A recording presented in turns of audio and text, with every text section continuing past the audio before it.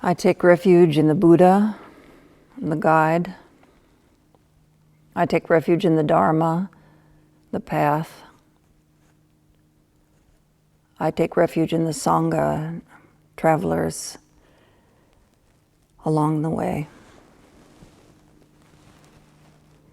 I pay homage to my teacher, Karma Sonam Rinchen, to his teacher, Kala Rinpoche, back and back and back, all the way back in time to the two wisdom dakinis, Naguma and Sukhasiddhi, back to Dorje Chung, the nature of my own mind.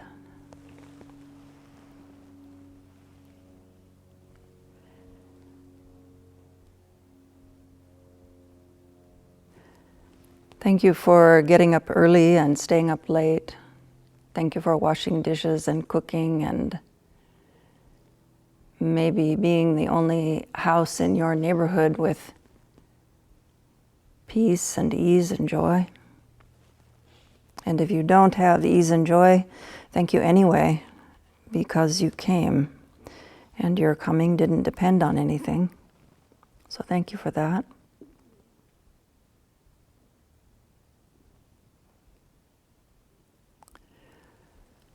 One of my favorite practices is a practice called Lojong, which many of you have probably practiced here. Lojong in Tibetan means mind training. And I used to call it mind training, but then I thought it sounds like hypnotizing and mind control and other things that my family wouldn't want me to do. So I don't call it that in public anymore.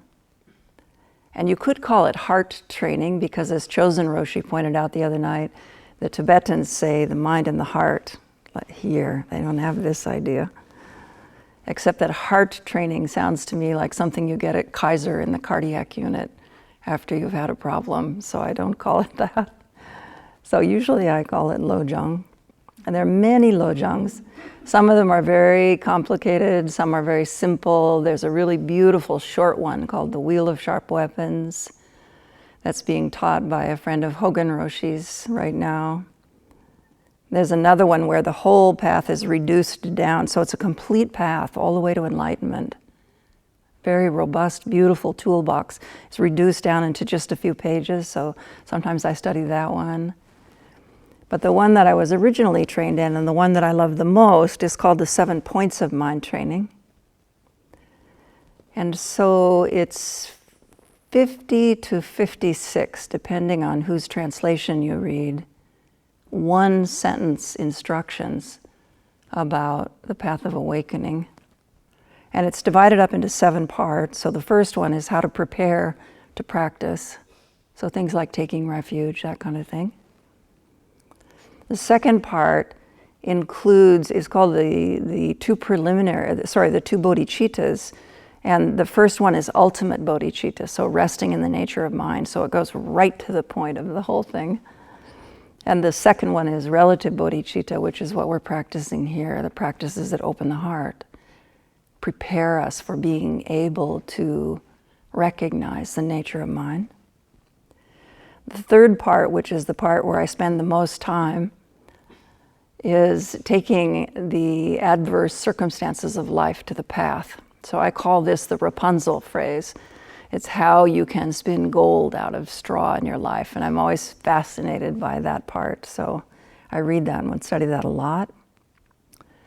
The fourth section of the 7 points is the practice for life and also how to carry the practice into death. So using life as a way to prepare for death. Because we say that in the Tibetan tradition, that unencumbered by the physical body and the karma of the physical body, at the time of death we will have many extraordinary opportunities. And if we have prepared our mind, we may at that time be able to accomplish full enlightenment. The fifth point covers how you know how you're doing on the path. So of course, most of the people in this culture go straight to the fifth point.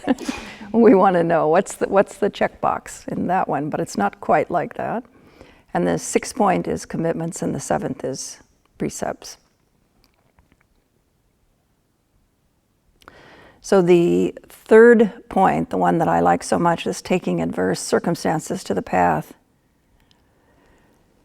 The third point in that third section, the aphorism is, be grateful to everyone. Be grateful to everyone.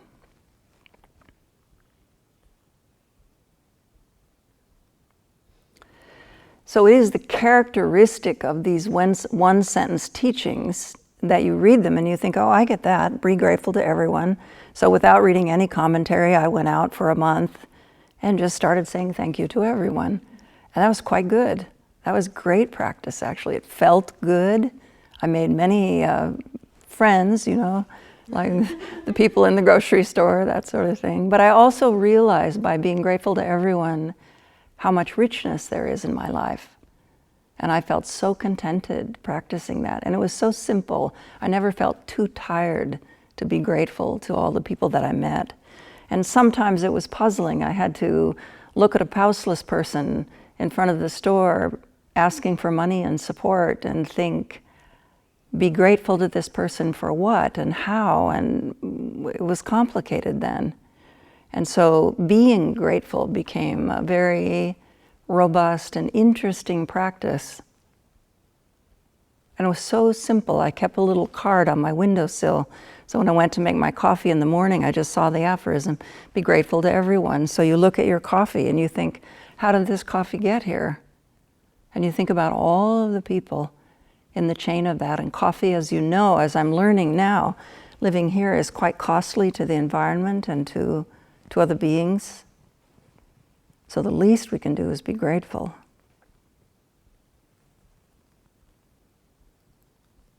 In this culture, be grateful to everyone is also a little bit of a rub. So like all of these teachings, if you practice them, this simple one-sentence teaching for a long time, or maybe you practice it a week and then you shuffle the deck of 53 or 54 cards and you pull out another one. This is nice, you can practice this practice like this, but you come back to it again and again through the year, so it's a little different each time. But in this culture, we have the value, many people do, of thinking of ourselves as autonomous, self-sufficient, efficacious, small islands of power. I take care of myself. So maybe that's a projection of my own mind state. It could be. I remember when my daughter said her first whole sentence, it was, I do by self. I said something, you know, let me fix your bottle or whatever, and she said, no, thank you. I do by self. I was so shocked, first of all, that it was a whole sentence, but second of all, that the first one was, I do by self. I checked in with her recently to see if she needed anything during the pandemic because she's home alone like so many people. And she said, no, I'm all good, which I think is the grown-up version of I do by self.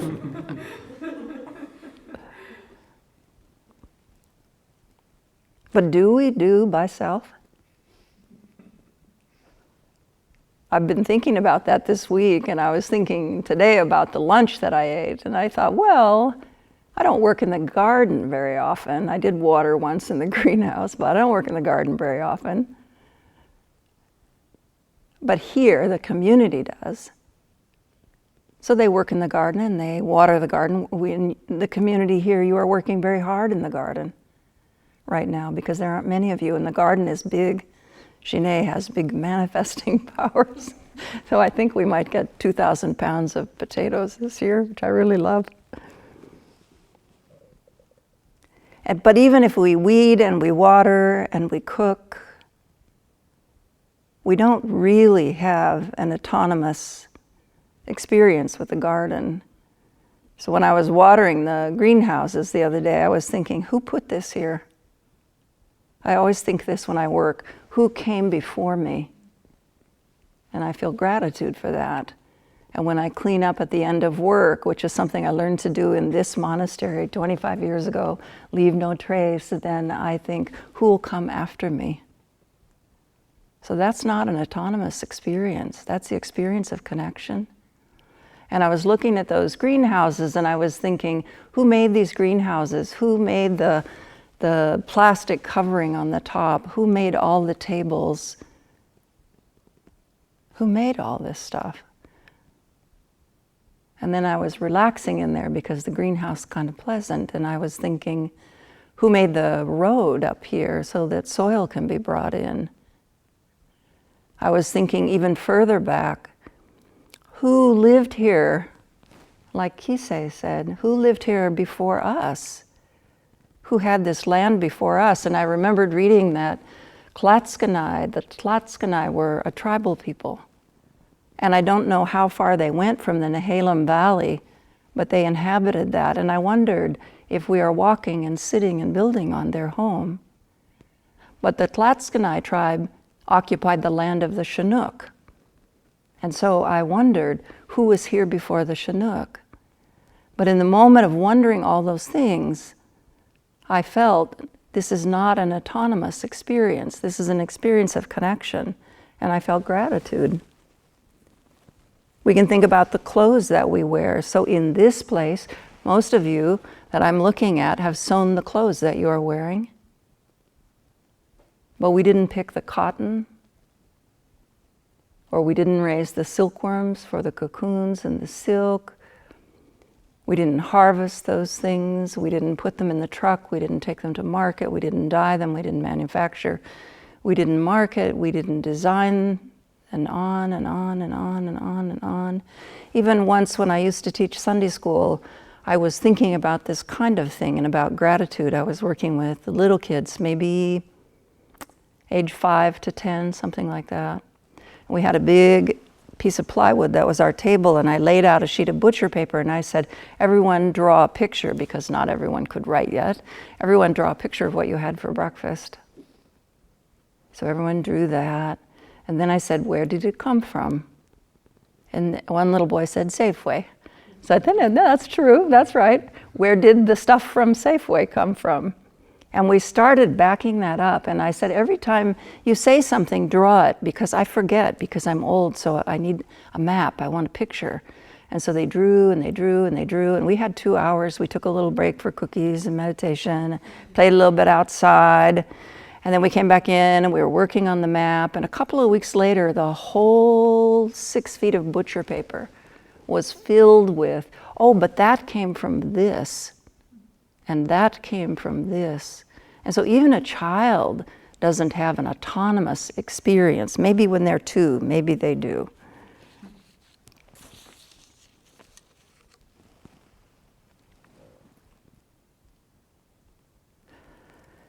We think about these things, and I went through a period with this contemplation where I thought, yeah, but I paid for things.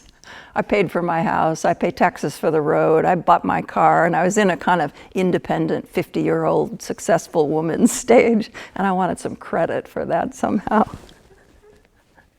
But I remember thinking in that contemplation eventually, I was thinking about my savings account, because for the first time in my life I had anything in savings, and I didn't have much, I still don't. But I remember thinking all the money in the world without other beings has no meaning whatsoever. Money is an idea that we trade back and forth as a society. So as people in many countries know, a time can come when your money has no value. You might as well burn it. In fact, people do burn money to keep warm in times like that. So money is an autonomous experience. We need each other in a psychological way too. Without each other, and you know this if you've done a solo retreat or a dark retreat, or you've been in a pandemic and you've been locked in your room for 4 months, we need each other, and the mind changes and the body changes when we don't have access to each other's energy and the coming and going, and the very things that once made us so crazy about our neighbors and our family and other people, we missed those things. We miss the way that their energy disrupts our habitual tendencies. So we need other people, even the ones that we don't like. we couldn't be here without other people. So we should be saying thank you to someone for our beautiful eyes. Thank you to someone for our agility. Thank you to someone for our height or our strength or our ability to hear musical tunes and discern whether they're on key or off key. Those things were passed to us through a stream of genetics. So your parents, their parents, their parents' parents. And if you go back far enough, if you've ever done one of those crazy little genealogical tests, you know, oh, actually everyone's your kinfolk. That you come mostly from here, but also from here and also from over here. And it seems like we all have that 2% that's one or two places. So we are not independently existing. We not only came from those people, but in another way of thinking, in a bigger way, we are those people. When we practice because something that we inherited awakens in us. I want my children to hear me say that. Hey, you guys. Maybe not this life, but maybe next life or the life after that. And I believe, and this is only a belief, or you could say it's a view, but I believe also when we practice, that our practice impacts people in the future. So I think about my children, and maybe they will have children, maybe they won't, I don't know. I think about my friends' children, my enemies' children, if I have any anymore. And I hope that my practice changes them somehow. So in the time when I can't muster the kindness to practice for myself or people that I know, I just think, let this land somewhere. Let this little bit of sanity land somewhere. This little bit of love land somewhere in another place, in another generation. So we aren't independent. I'm thinking in this time of pandemic, I'm doing this contemplation these days, and I'm thinking about medicine. When you were sick, whose medicine saved you? Some doctor somewhere, but who trained the doctor? And who trained the people who trained the people who trained the doctor? And who developed the drugs and what culture? And way back there, what wise woman went out into a field and gathered herbs and talked to the plants? And that thing later became modern medicine. And what about all of those causes and conditions that come together that we could be grateful for?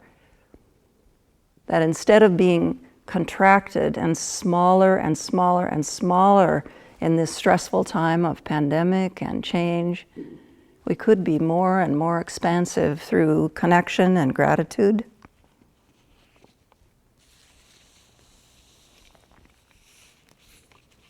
I don't think there's a single person who can say they exist in an autonomous way. There's so many names for this. Different Dharma teachers say different things. Thich Nhat Hanh, I think it was, coined the phrase interbeing.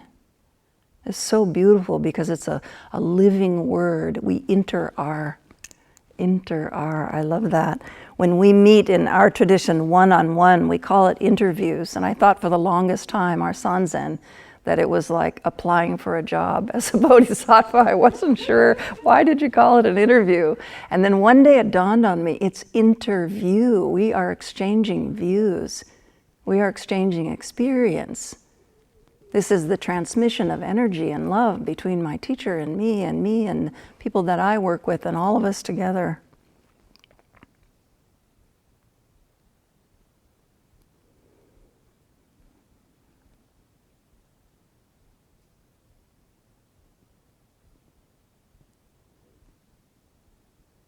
Sometimes people say to me, when I talk about this kind of thing, I don't feel connected, I feel very autonomous. And I call that sense of autonomous being lonely.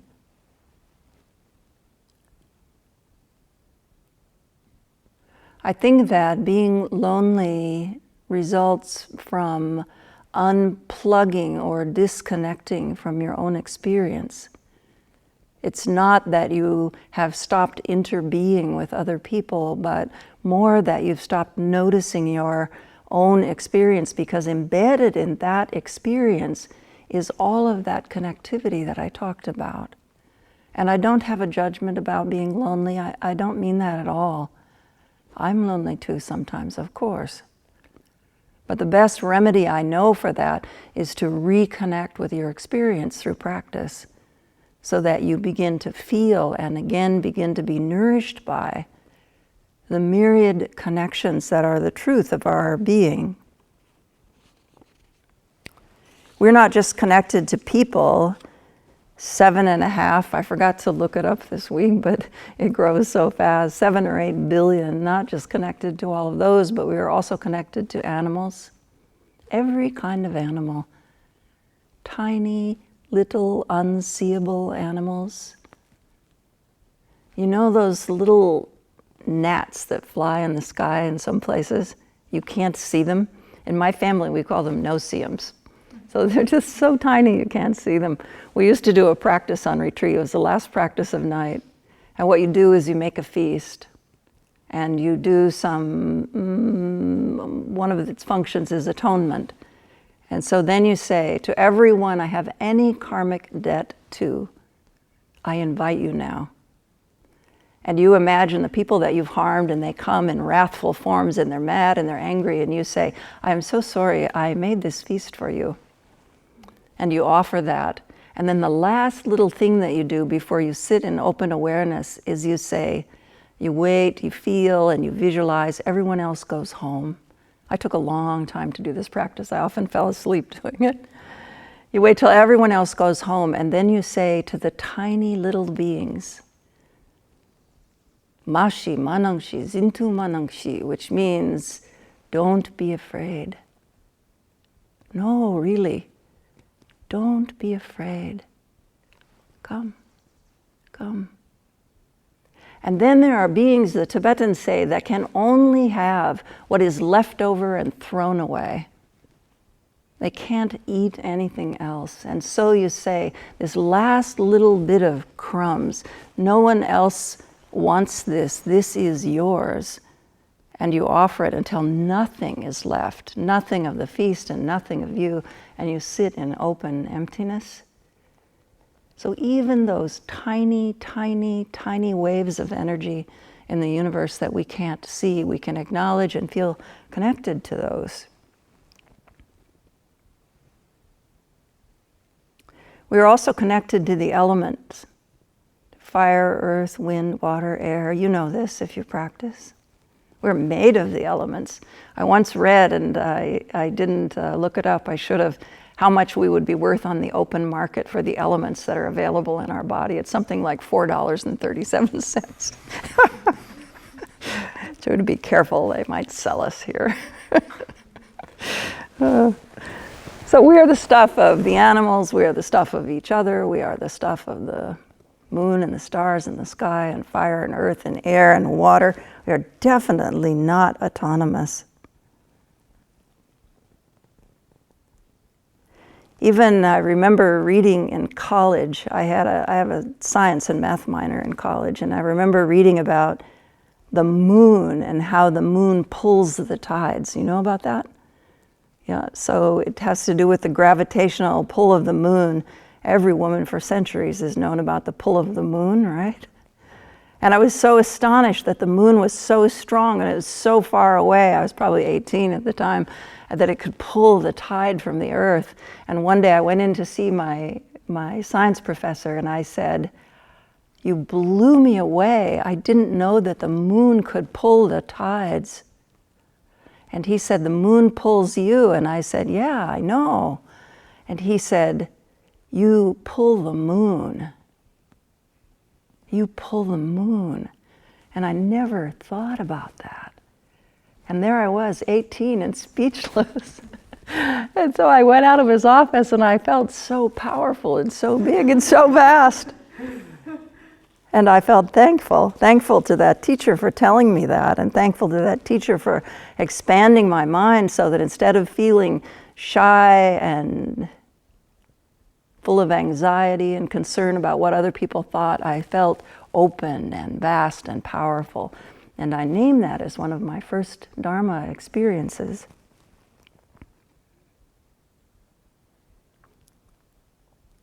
So if we are to be grateful to everyone, we have a lot of thanking to do. We have a lot to be grateful for. And we could spend our whole life and next life and next life finding all the ways to be grateful. All of the different ways to express that. To include, to allow, to make space, to honor, to invite, to offer, to let go.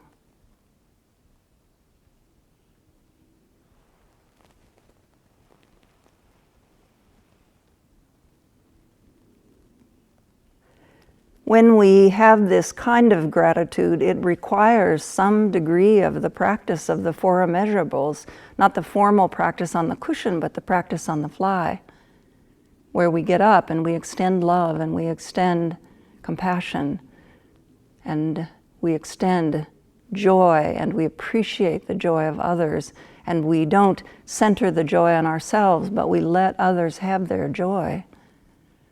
And in doing that, we discover, oh, we have even more to be grateful for, because the joy that's theirs is also ours because of that connection. And so no one is left out of this gratitude. We can't, in the end, pick and choose. Even the people who make us crazy, and I can think of 2 or 3 right now, politicians who are making me crazy, and I think I want to thank them because they show me a way I don't want to be. And it's so clear to me now, and I feel grateful for that. And I find the seeds of their behavior in my own mind, and I feel grateful for that light shined in my direction. So I don't wish them suffering. The hand doesn't wish the foot to hurt. We don't pull up water from a well that we all share and hope that the next person gets contaminated water. We don't do that. It doesn't make sense. Why? Because we know we're connected. We feel it. And so we wish purity and goodness and clear water for all. In the same breath, when we do that, because of that connection, we offer that gratitude to others, and it's my experience that it just comes back full circle, and it feels good to have given it. And this, I think, is the experience of no giver, no receiver, no gift, no the 3 spheres, the merging of the 3 spheres.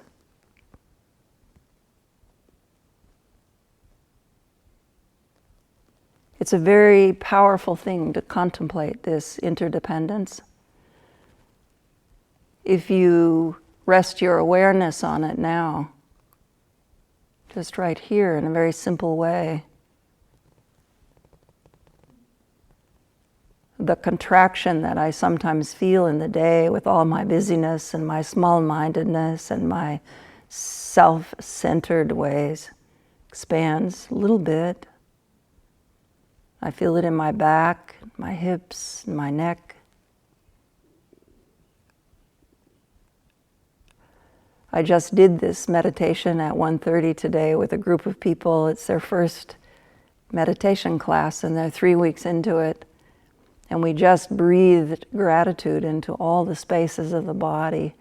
And I just saw them get more and more and more open. It was so beautiful to watch. Some of them sitting in recliners, some of them lying down on the couch.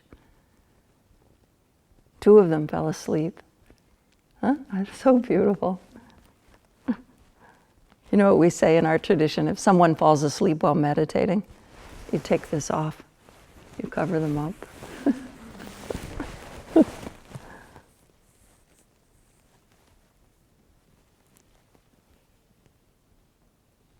So our body hears us when we talk, even if we don't use words out loud, the body hears. And so if we say, "May you be well," the body hears that. If we say, I'm sick, the body hears, I am sick. One of the things I remember about living in Nepal is that in Nepali language you say, Malai birami bayo, which means, to me a little sickness came. They know, I am not sickness. I am not sickness. And they're careful what the spells they say with their speech. When they speak, they say, we make a change in the world with our words. And so they're very careful in that culture what they say.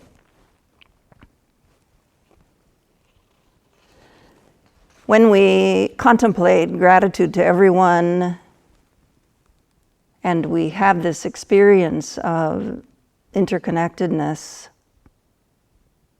it's possible that on purpose or even accidentally, for a beginner like me, I can sometimes relax enough that we spill the spaciousness of mind and my fixed views and all of my habits that get in the way of the free flow of equanimity and compassion and loving kindness.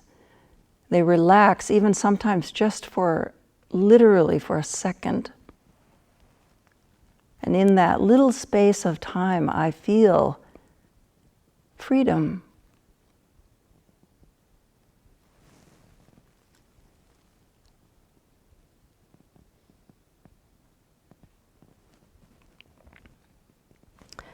I love this practice because it's free. Anyone can do it. Having been poor for a number of decades, I like practices that we can do when we have nothing. But its impact is so vast, bigger than any wall ever built, bigger than any city, town, country. And the Karmapa, who is kind of the Dalai Lama of the tradition that I study in, so our Karmapa Lama, I once heard a teaching and he said, if you do the smallest virtue, the tiniest little thing, it begins on a trajectory through space and time, and it's never erased. There is no way to undo that virtue. And like all things which go on an arc, so all of our priests are trained in science also, he said, all things that go like this across space and time, it gets bigger and bigger and bigger and bigger. That can never be erased. So even if we practice this gratitude and this acknowledging and resting in our interconnectedness only for a few minutes a day, this is not insignificant gift to the world. We are powerful. You are powerful. Remember that Ojibwe saying, I'm borrowing from another culture, so thank you, that all the time I pity myself, and all the time I'm being carried across the sky on great winds. So as practitioners, we have the opportunity to open to the sky part of that, to being carried. We don't do this ourselves. We are that wind, we are that sky. We are loving kindness, we are compassion, we are joy. And most of all, we are equanimity. And what I love in the Zen tradition, and I really was not, I don't know why, but I was not totally clear on this until the first month that I came here, and we were having a class and I was talking about something, I don't remember. And Jogen Sensei said, I was saying, one could develop access gradually through the path to get an experience of this vast and Jogen Sensei just couldn't help himself. He said, Lekshe, it's available right now, right here. I was so grateful for that. So grateful for that. It's so true.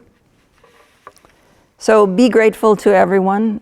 Acknowledge our interconnectedness, including yours and mine and all of ours, all of our friends at home on Zoom. Hi, you guys.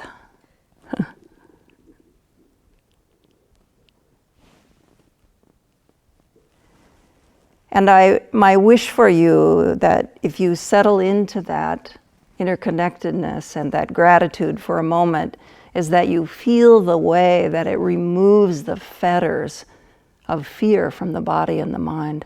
What's to fear? What's left to fear? So we say, and my first Dharma instruction was, abandon all hope and fear. Abandon all hope and proceed fearlessly.